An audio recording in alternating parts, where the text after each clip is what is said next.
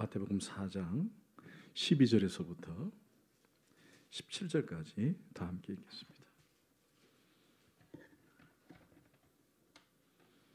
시작. 예수께서 요한이 잡힘을 들으시고 갈릴리로 물러가시다가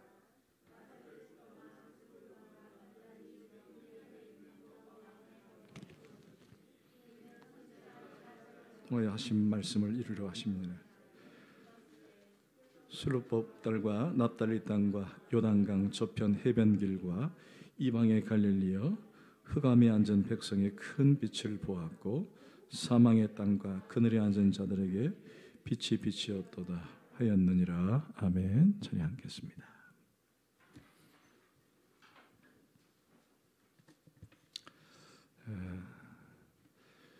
최정명 우리 선교사님이 성탄절날 조그마한 선물을 보냈는데 벌써 성탄절이 벌써 지난 지가 한 달이 돼 갑니다만 꼭 나가실 때에 각 가정당 하나씩 꼭 선물을 좀 받아갔으면 좋겠고요. 그리고 어제 많이 오셔서 너무 감사하고 너무 기쁘게 결혼의식을 잘 끝낸 것 같아서 하나님께 영광을 돌리고 함께한 가족들에게 정말 감사를 드립니다. 나가실 때 그냥 조그만한 음식을 준비할까 생각을 하다가 지금 또 5인 이상 모여서 뭐 먹는 것 자체가 조금 어려움이 있기 때문에 손에 씻으라고 비누를 조금 준비했습니다.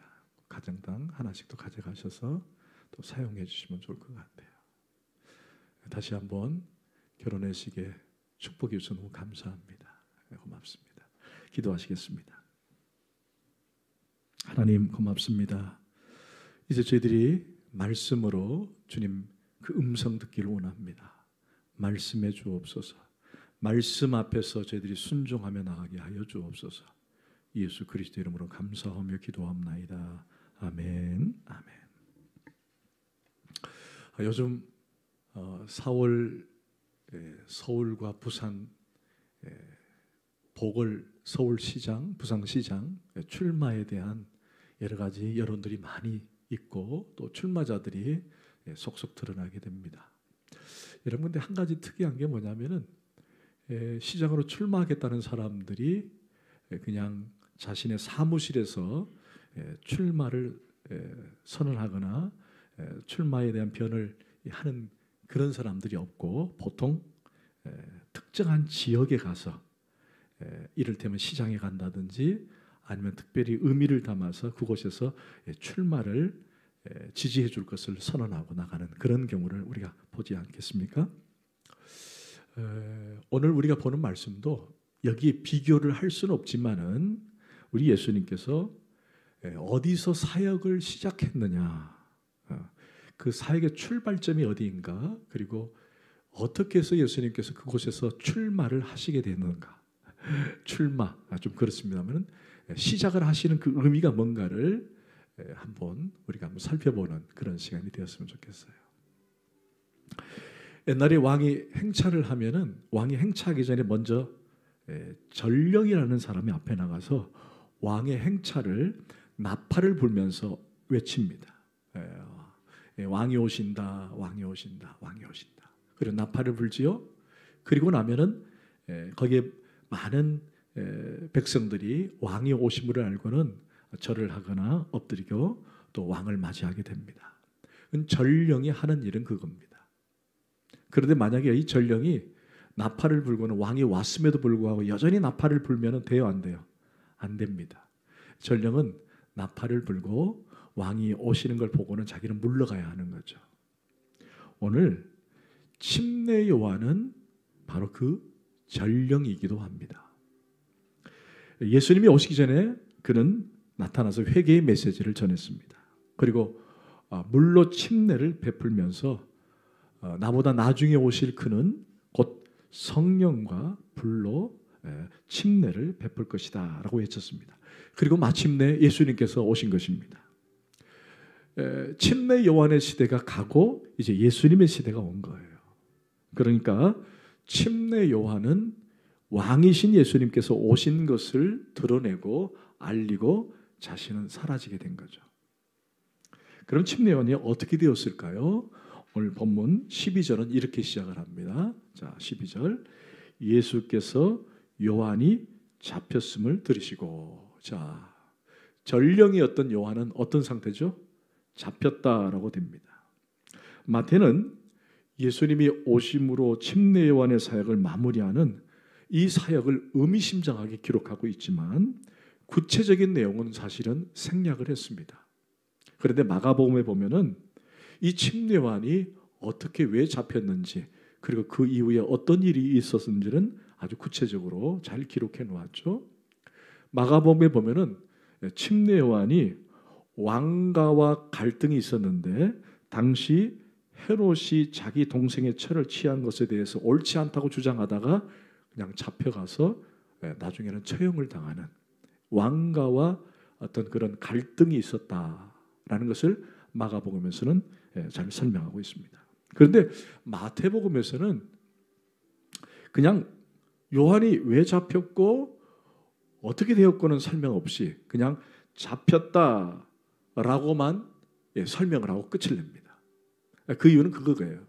제가 앞서 설명한 것처럼 요한이 잡혔다라고 설명한 내용은 요한은 이제 예수님이 오심으로 그의 사역은 다 끝났다. 끝났다. 그리고는 뭐 구구절절하게 설명할 이유는 없다라는 얘기예요. 왜? 누가 오셨으니까? 예수님이 오셨으니까. 예수님이 오셨으니까. 그리고 요한은 무대 뒤로 이제 사라지는 거죠. 이제 예수님께서 사역을 시작합니다. 그런데 이때 요한이 옥에 갇혔다는 소식을 듣고는 예수님은 갈릴리로 물러가십니다. 여러분 12절 13절을 다 함께 다시 한번 읽겠습니다. 시작. 예수께서 요한이 잡혔음을 들으시고 갈릴리로 물러가셨다가 나사렛을 떠나 수브론과 납달리 지경 해변에 있는 가버나움에 가서 사시니. 자, 예수님께서 이제 요한이 잡혔다는 소식을 듣고는 물러나서 어디로 가시냐면 갈릴리로 가십니다. 갈릴리. 야, 여러분 이 갈릴리 나사렛은 예수님의 고향이기도 하죠. 이 갈릴리는 예루살렘으로부터 약 170km 떨어진 곳이에요. 북쪽에 있죠. 사람이 정상적인 사람이 성인이 걸어서 간다면 약 3일 정도로 밤낮 걸어야만 하는 그런 아주 먼 거리입니다. 근데 원래 예수님께서 고향은 나사렛이지만은 태어난 곳은 어디죠? 베들레헴입니다. 베들레헴. 당시 로마 황제였던 가이사 아우구스토가 각 사람들에게 자신의 고향으로 가서 호적하라고 할 때에 예수님께서 베들레헴에 가셔서 그곳에서 호적하는 그 과정에서 예수님이 태어나신 거죠. 그러니까 원래 요셉과 마리아는 원래 있던 곳이 갈릴리 나사렛입니다. 호적하러 갔다가 그곳에서 태어나신 거예요. 여기서 예수님은 유아 또는 청년 그 시절을 다 보내시고 이제 이곳에서 사역을 시작하시러 나타나신 겁니다. 그리고는 광야에서 시험을 받으시고 요한이 옥에 갇혔다는 소식을 듣고는 다시 고향으로 물러가셨다는 거예요. 그런데 예수님께서 요한이 잡히시고 죽었다는 그 소식을 들었음에도 불구하고 아무런 언급 없이 그냥 곧장 갈릴리로 가셨다라고 되어 있습니다. 어찌 보면 예수님은 고향에서 사역을 시작할 작정을 갖고 계셨는지 모르겠어요. 여러분 갈릴리를 우리식으로 말하면 천안입니다. 천안. 그리고 나사렛은 성정동 정도 됩니다. 그러니까 통합적으로 갈릴리라고 하는 호수가 있기 때문에 전체 지역을 갈릴리로 지명하지만 곳곳에 나사렛, 가버나움 이런 지역들이 따로 있죠. 그런데 오늘 본문에서 갈릴리로 물러가셨다가 나사렛을 떠나 수론과 납달리 지경 해변에 있는 어디로 가셨냐면 가버나움으로 가셨다 되어 있어요. 자, 원래 예수님의 고향이 어디라고요? 갈릴리 나사렛입니다. 나사렛. 그곳에서 예수님의 성장기, 청년기를 다 보내셨어요. 그리고 아버지를 따라 목수의 일도 같이 겸해서 한 겁니다.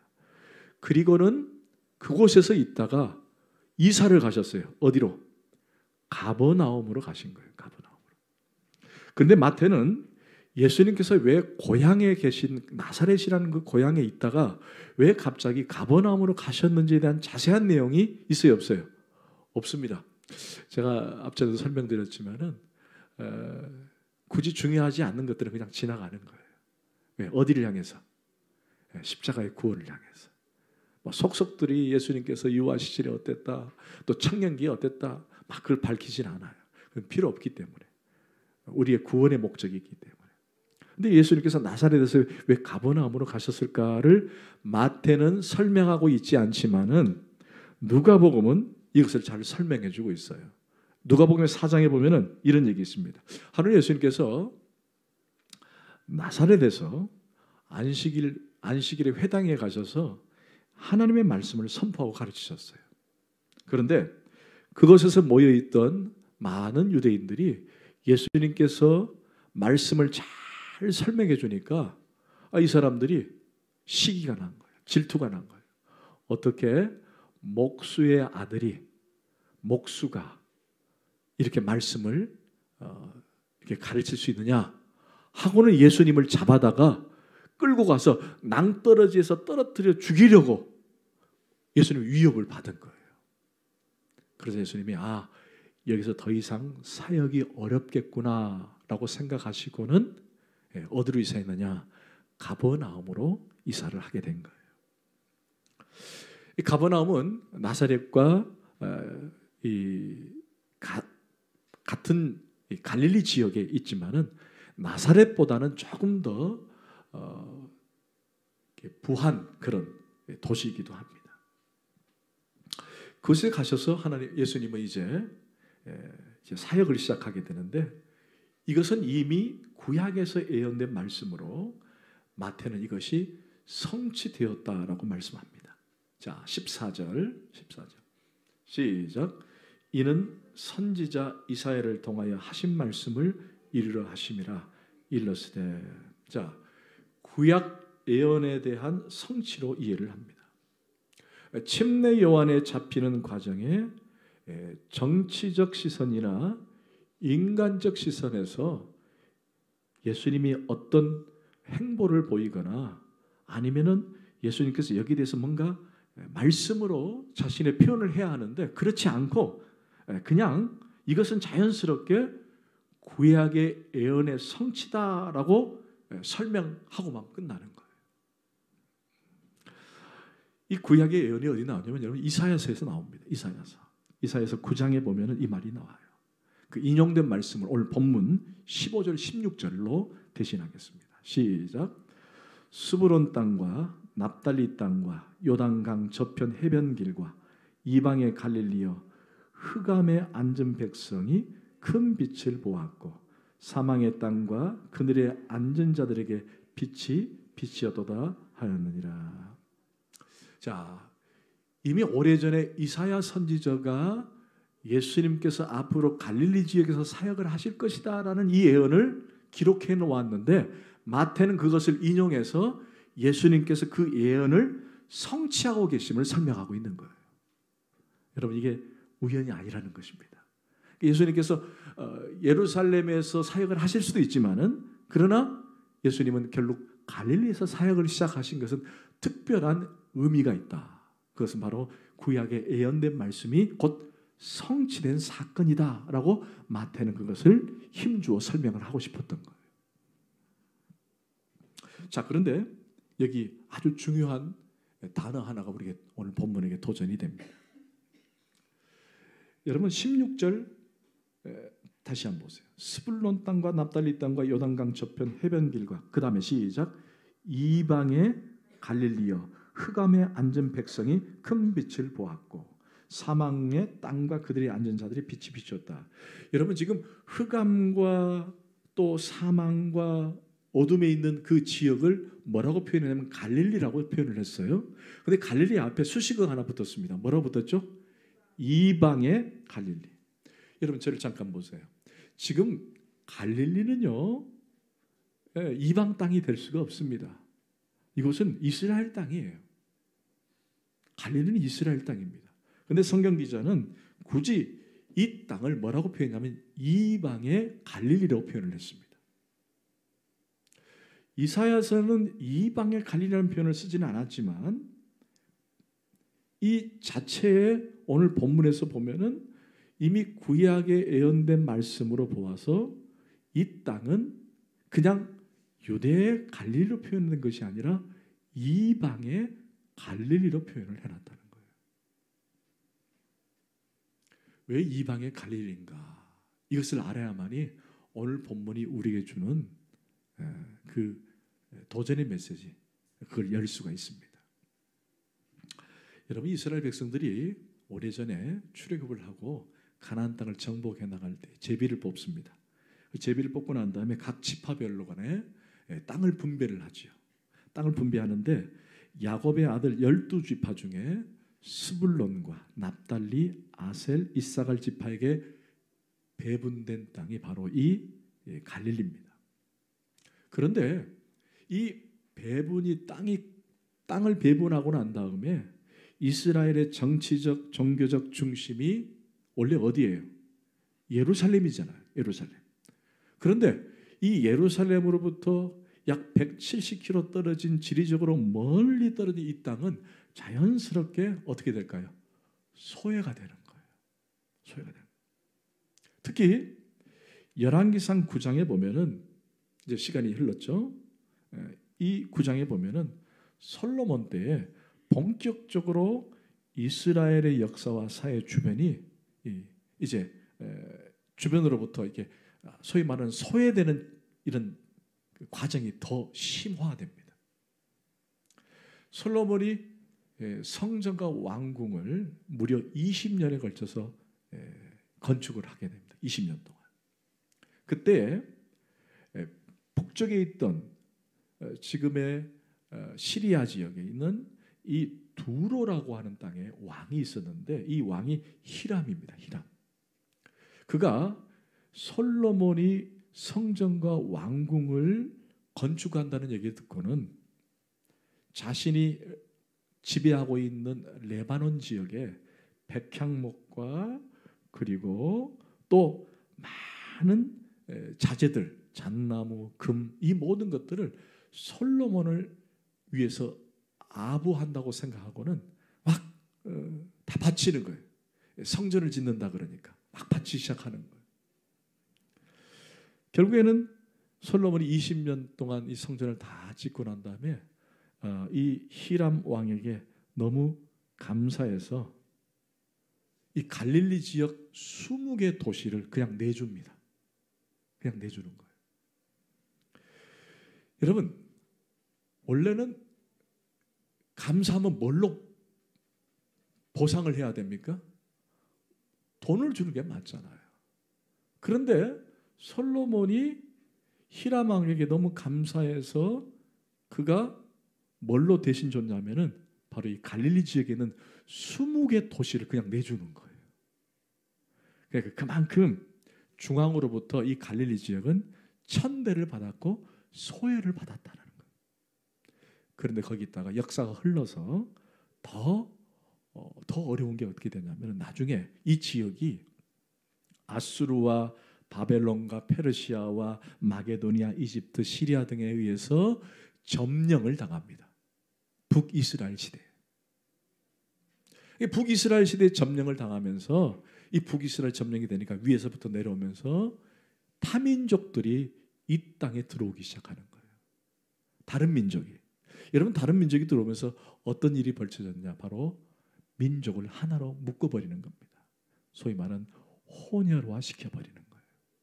문화부터 시작해가지고 모든 것들을 다 혼혈을 시켜버리는 거예요. 여러분, 유대인들에게는 무슨 사상이 있죠?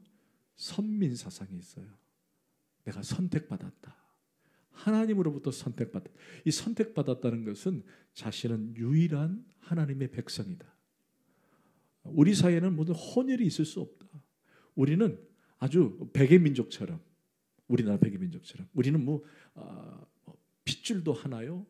하나님의 선택된 그런 백성이다라고 이렇게 생각하면서 늘 자부심을 가졌는데 같은 이스라엘 민족 안에서 갈릴리 지역은 혼합돼 버리고 혼혈화돼 버리니까 자연스럽게 유대인들로부터 소외를 받기 시작하는 거예요. 소외. 천대를 받기 시작하는 거예요. 그래서 얻어진 별명이 뭐예요? 이방의 갈릴리가 된 거예요. 같은 나라임에도 불구하고 이방의 갈릴리가 돼버린 거예요. 여러분, 그래서 또 생긴 일화가 하나 있죠. 요한복음 1장에 보면은 빌립이 예수님을 만나고 나다나엘에게 내가 메시아를 만났다. 그 메시아는 나사렛 사람 예수다라고 말을 하자, 여러분 나다나엘이 무슨 말을 하죠? 나사렛에서 무슨 선한 것이 날 수 있느냐라고 설명. 그만큼 천대받은 곳이 바로 이 갈릴리 지역이었고 나사렛 지역이었어요. 당시 나사렛은, 갈릴리는 소위 말하는 욕과 같은 곳이었어요. 욕을 하는 거였어요. 그렇게 천대받은 것이. 그런데 그토록 간절히 소원했던 메시아가 어디서 오셨어요? 갈릴리 나사렛에서 오신 거예요. 원래는 어디서 오셔야 됩니까? 그들이 이 유대인들 사이에서는 어디로 와야 돼요? 당연히 예루살렘에서 오셔야 되는 거예요. 오히려 그곳에서 정통성을 확보할 수도 있고, 또 정치, 경제, 문화, 사회 모든 중심지인 이 예루살렘에서 메시아가 오셔야 되고, 그리고 메시아는 당연히 어디서부터 출발을 해야 됩니까? 예루살렘부터 그의 사역이 시작돼야 되는 거예요. 그런데 놀랍게도 예수님은 예루살렘에서 그의 사역의 출발지로 선정하지 아니하시고 소외받고 천대받고 오늘 본문에서 말하는 이방의 땅, 그 지역에서 예수님께서 사역을 시작했다라는 것을 마태는 경이롭게 보면서 기록한 거예요. 자, 좀 더 들어가 보겠습니다. 여러분 17절을 보십시다. 17절 시작. 이때부터 예수께서 비로소 전파에 이르시되 회개하라 천국이 가까웠느라 하시더라. 자, 예수님의 첫 사역은 누구와 비슷해요? 침례 요한과 비슷합니다. 침례 요한도 똑같이 회개하라 천국이 가까웠다라고 설명을 했습니다. 예수님의 전도 방식은요, 처음에는 지금처럼 관계 전도가 아니에요. 이때는 뭘 하냐면 외침 전도를 하신 거예요.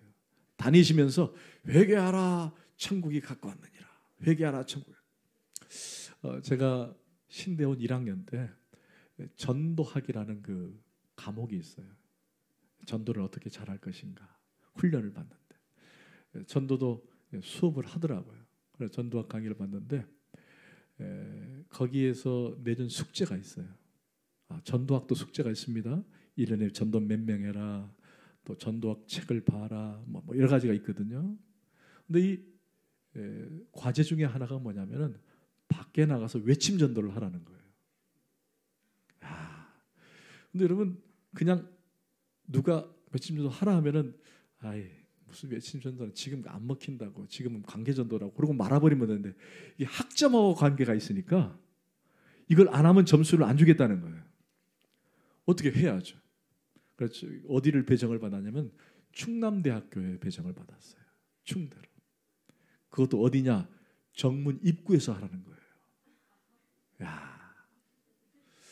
그래서부터 저 혼자를 또 못 가니까 조를 짜서 333 조를 짜가지고 정문 앞에 섰습니다. 그런 두 명이 잘 하고 있는지 안 하는지 감시를 하는 거예요.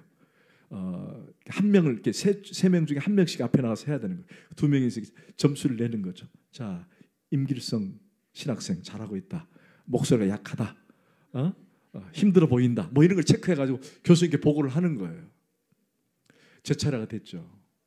어색하더라고요. 앞에 나가서 하라는데 학생들은 막 등하교를 하고 막 하는데, 회개하라 천국이 그건 아니고 여러분 예수 믿으세요. 예수 믿으세요. 막 외쳐야 되는데 참 되게 어색하더라고요. 여러분 했을까요? 안 했을까요? 했어요. 왜? 점수 따야 되니까 했습니다. 처음에는 개미 목소리로 다 들어가는 소리로 예수 믿으세요. 예수 믿으세요. 뒤에서 보고 있다가 좀 더 크게 하세요. 크게 하세요. 막 그러더라고요. 아유, 되게 어색하더라고요. 제가 노방전도를 참 많이 했었어요.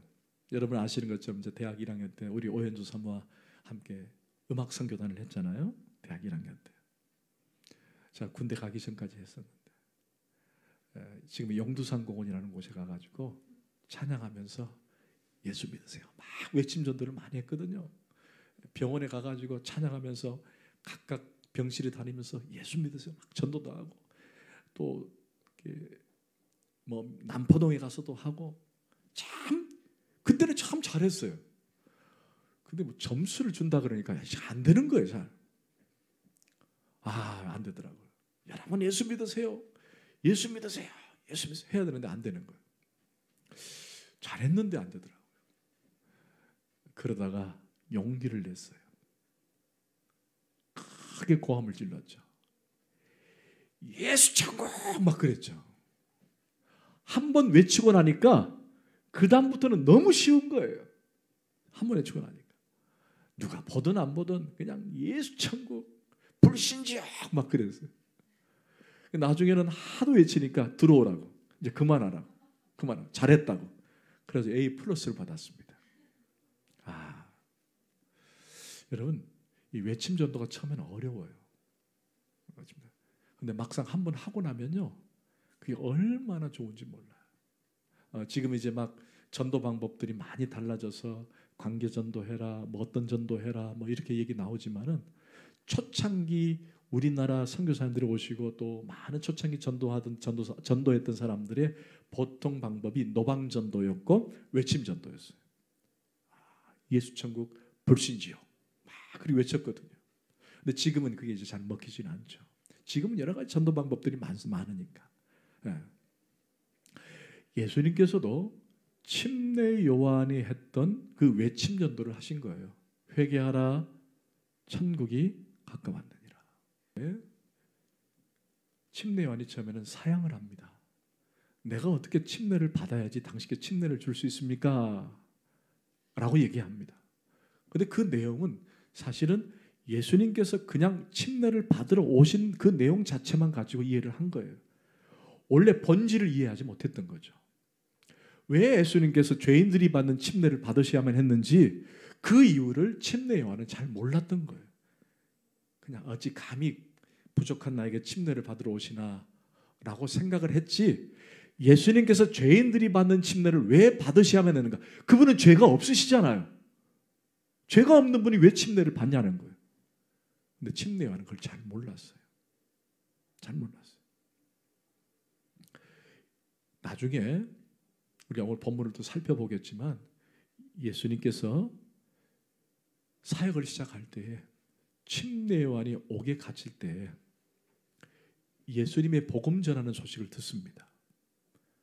복음 전하는 소식을 들어보니까 자신이 생각했던 메시아가 해야 할 행보를 걷지 않고 있는 거예요. 그러니까 예수님께서 침례 받으러 오셨을 때에 사양했던 것은 자신이 갖고 있었던 메시아감과 예수님의 그 그리스도의 그 본질은 서로 다를 수 있었다는 얘기예요. 침례 요한은 예수님께서 잘못 오해를 하고 있었다는 것입니다. 예수님이 메시아로서 그리스도로서 그가 하신 모든 행위 자체가 침례 요한으로서는 이해가 되지 않았어요. 그는 가난한 자와 같이 있고 병든 자와 같이 있고 소외된 자와 같이 있고 고아와 과부 같이 있고 여러분 침례 요한이 생각했던 그게 아니었거든요. 제가 앞에 설명드렸지만은 침례 요한은 그가 갖고 있는 메시아가는요 달랐어요. 그래서 침례 요한은 누구랑 늘 싸웠다 그랬죠? 왕가와 싸웠어요. 왕가. 늘 침례 요한은 누구의 대상이에요? 사두개인과 바리새인과 왕가와 늘 대립 관계가 있었던 거예요. 그 관점은 늘 어디예요? 세상의 개혁, 변화. 요즘 말로 하면 타파. 가진 자들을 물리쳐야 된다라고 하는 그 개념을 가지고 메시아가 그렇게 오실 거라고 생각을 한 거예요. 근데 예수님은 항상 누구랑 같이 있어요? 과부와 고아와 가난한 자들과 병든 자들과 같이 있는 거예요. 그러니까 침례요한의 입장에서는 이게 과연 메시아인가 의심이 되어서 나중에 제자를 보내서 당신이 오실 그 메시아가 맞습니까? 물어볼 정도인 거예요. 그때 예수님께서 하신 말씀이 있습니다. 여러분 누가복음을 잠깐 볼까요? 누가복음 7장. 누가복음 7장. 7장. 침례요한이 오실 그 메시아가 맞습니까? 라고 물을 때에 7장 21절에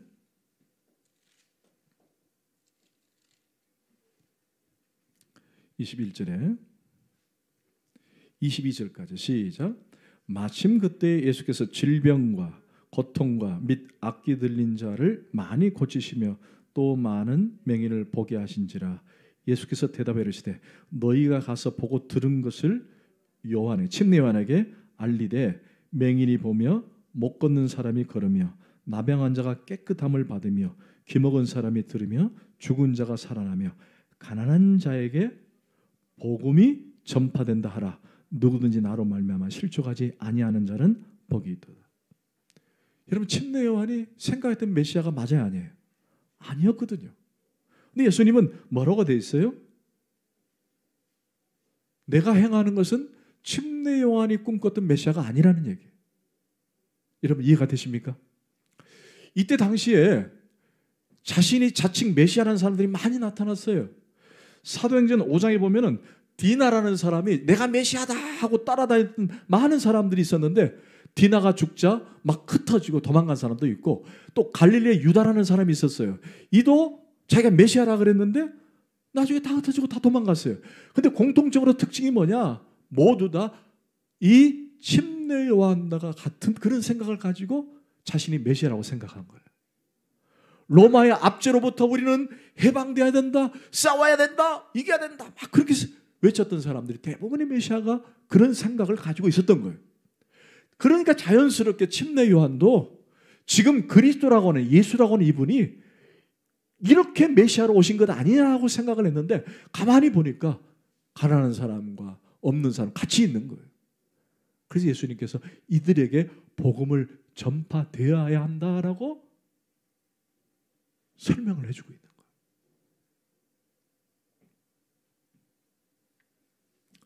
여러분 마태복음으로 잠깐 돌아가실까요? 같은 내용인데 마태복음 11장.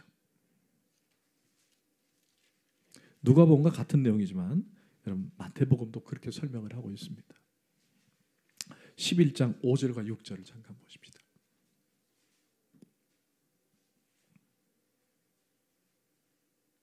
시작.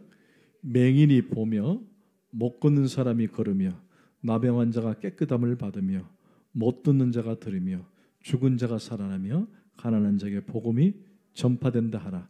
누구든지 나로 말미암아 실족하지 아니하는 자. 여러분 똑같은 내용이죠? 누가복음 똑같은 내용입니다. 근데 이 얘기를 누가 누구에게 하신 거예요? 예수님이 요한에게 한 거예요. 요한의 제자가 질문해 왔을 때에 요한에게 그렇게 얘기하라는 거예요.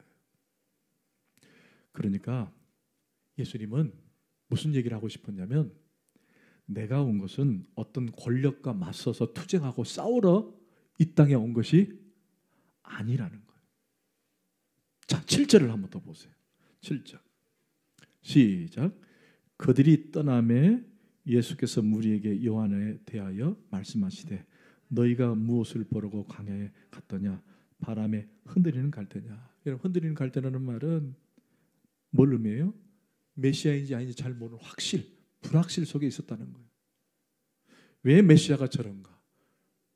왜 메시아가 저렇지? 내가 생각했던 메시아가 아닌데 라고 생각한 거예요. 자, 8절 시작. 그러면 너희가 무엇을 보려고 나갔더냐? 부드러운 옷 입은 사람이냐? 부드러운 옷을 입은 사람들은 왕국에 있느니라. 그들이 꿈꾸었던 메시아는 어떤 사람이었던 거예요? 부드러운 옷. 누구예요? 왕궁에 있는 자들. 그런 자들로 메시아를 생각한 거예요. 하나님 나라는 갈대처럼 흔들려서도 안 되고 왕국에 있는 권력 있는 사람에 의해서 만들어지는 것이 아니라 예수님의 첫 사역지가 말하려고 하는 가난하고 소외받은 자, 흑암에 사는 자, 그들에게 구원의 빛이 비춰질 때에 하나님 나라는 도래한다라는 것을 오늘 이 사역의 출발지를 통해서 설명하고 싶었던 거예요. 그 땅이 어느 땅에? 이방의 갈릴리. 여러분, 이런 말이 있죠. 말은 제주도로 보내고 사람은 어디로 보내요? 서울로 보낸다. 출세를 하려면 어디로 가라는 거예요? 중심지로 가라, 그런 말이 있어요. 심지어 예수님의 형제들도 예수님한테 무슨 총구석에 계시냐고, 예루살렘으로 가시라고 그렇게 말을 했어요. 요한복음 7장에 보면 그렇게 돼 있어요. 그 형제들이 예수께 이르시되 당신이 행하는 일을 제자들도 보게 여기를 떠나 유대로 가소서. 예루살렘으로 가라는 거예요. 아니, 당신이 메시아고 그리스도인데 왜 이런 이방의 갈릴 땅, 왜 총구석에 오셔서 사역을 출발하시고 시작하시냐. 적어도 유대 땅 예루살렘에 가서 좀 짠하고 나타나서 사람들에게 인정도 받고 그렇게 돼야 되지 않겠느냐. 그러면서 질문 하나가 있어요. 자, 이방 땅이에요. 곳에 가난한 사람이 있습니다. 병든 자가 있습니다. 소외된 자가 있습니다. 그러면 가난하고 병든 변방에 있는 사람들만 구원을 받아야 된다는 말인가? 그 의미가 아닙니다. 우리 예수님 오신 목적은 내가 의인을 부르러 온 것이 아니라 죄인을 부르러 오셨어요. 예수님의 목적은 그거예요. 예수님은 흑암에 있는 백성에게, 사망의 땅과 그늘에 앉은 자들에게 빛이 되기 위해서 오신 거예요. 그래서 이사야 선지자는 후에는 해변길과 요단 저편 이방의 갈릴리를 영화롭게 하셨다라고 소개를 하고 있어요. 영화롭게 하셨다.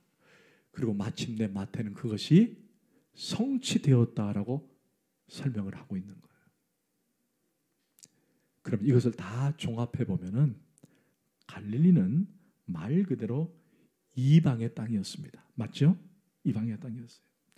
그곳은 흑암과 사망의 그늘에 앉아 소망 없는 영혼들이 숨쉬는 자리였다라는 거예요. 그런데 그곳에 생명의 빛을 통한 소망의 역사를 이루기 위해서 주님이 오셨다. 결국 이것은 왜 그리스도가, 왜 예수님이 이 땅에 오셨는지를 설명하고 싶었던 거예요. 왜 갈릴리인가?